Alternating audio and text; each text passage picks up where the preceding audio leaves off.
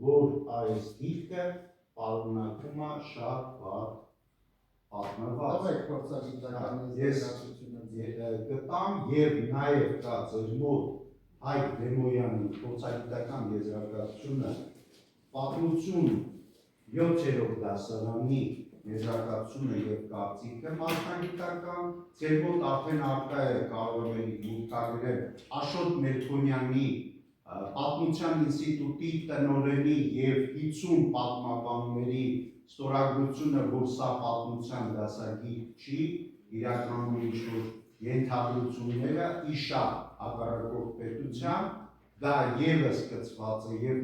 լրացուցիչ կարող եմ կցել գործի, առկա է օրիգինալները,